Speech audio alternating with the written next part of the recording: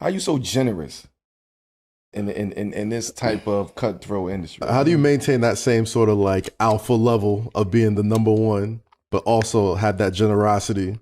You know, you speak about all the comedians you bring on tour. Right. A lot of very famous comedians will tell stories about how you've looked out for them and like have never looked for, you know, acknowledgement or praise. Have done stuff in quiet to take care of folks. Like, there's that balance. How do you sort of maintain that, and why is that important to you? Truthfully, I'm not that generous. I'm not a generous natured person, but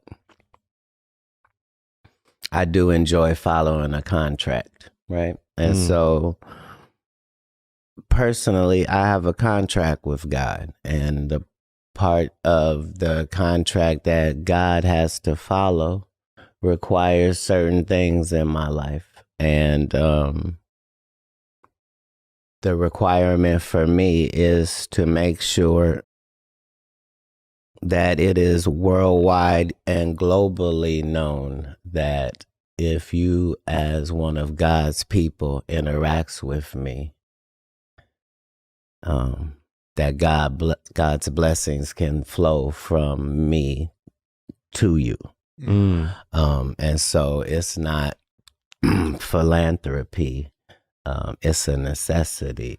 If you show me $100, I don't see 100. I only see 90. 10 of that gotta go. You see what I'm saying? To his people, however that can happen quickest and in real life. And all I wanted was the ability to determine whether somebody is God's people or not. My job is to be as positive in interaction with any of God's people that I may come in contact with in whatever situation I'm in.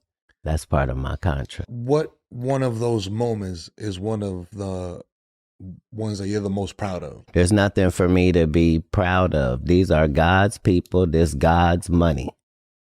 He makes sure I got it. Part of the reason he makes sure I got so much of it is because of what I do with it. If I'm only putting the tithe amount into the universe, I want that number to get as big as it can be. I know exactly what it means if I give $1.5 million away. I know what that means I made. You see, I'm not looking at it the same way.